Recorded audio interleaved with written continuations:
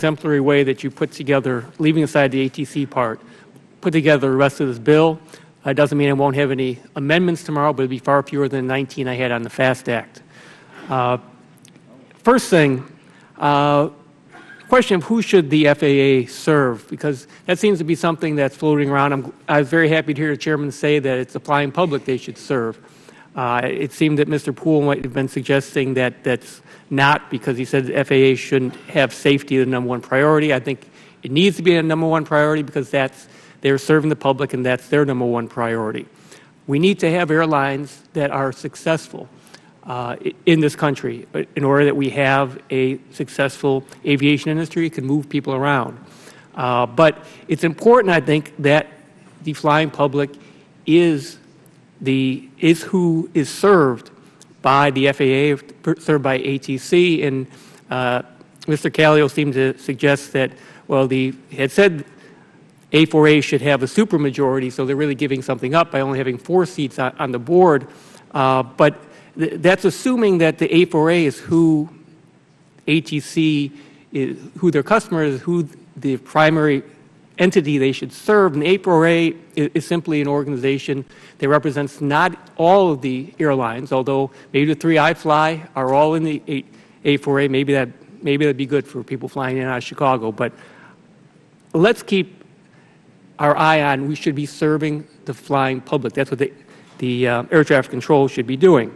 Now, noise issues. We've gone over this. I just want to be clear on this because we had a discussion on it, but the bottom line, we've heard that people can go to the FAA because they're still the regulator if there are noise issues. Does the FAA have any authority to require this private corporation to change their routes or to change anything that would lower any or eliminate noise problems, or try to, does the FAA, will they have, okay, people can go to the regulator, do they have any authority here with the corporation?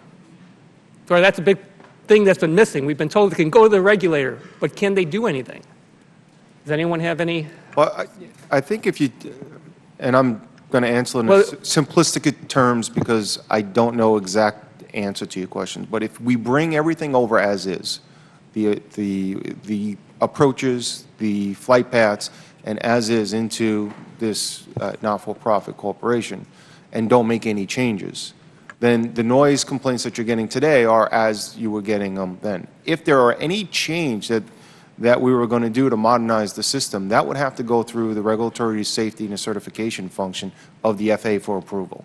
Mr. Lipinski, at least in Canada, they don't have that. And as I understand from this bill, airspace redesign is not subject to that review. All right, thank you. I have to move on just because of time. Excuse me, that's just not true. First of all, you could go, a consumer or someone aggrieved about noise could go to the FAA and to the Environmental Protection Agency. The NEPA protections stay in place. They don't disappear. That's what currently exists under the system. I'm not sure that would cover all of it, but we can have a further discussion on that. Now, the legislation allows an air traffic services user to file a complaint with the Secretary that a fee increase is unreasonable. An air traffic services user, does this include an airline customer? Are they included in this bill? In is that how air traffic service user is defined, or is it just the airlines? My understanding is it's those who pay the bills, and those who pay the bills would be airlines and anybody else that is a commercial operator, not flying on them. So the flying public shouldn't. And I think, before I move on to the next question, I think we're getting this idea keeps getting thrown out that the airlines are paying the bills, but who really pays them? They have to be passed on to the flying public. They're not just eaten by the airline. It goes in. So, and I certainly think that the public should have more of an input here. Now, the last question is about insurance coverage. The bill says that the new entity must maintain adequate insurance coverage. NAV Canada currently maintains a roughly $5 billion policy, according to the 2015 annual report. How much coverage do you expect that the new entity in the U.S. would have to have. And I also noticed that Canada maintains an indemnification program at no cost to NAV Canada to protect it from terrorist-related loss that may be in excess of the insurance coverage. So how much do you think that this corporation is going to have in an insurance company, and then will the government still have to have an indemnification program? Does anyone?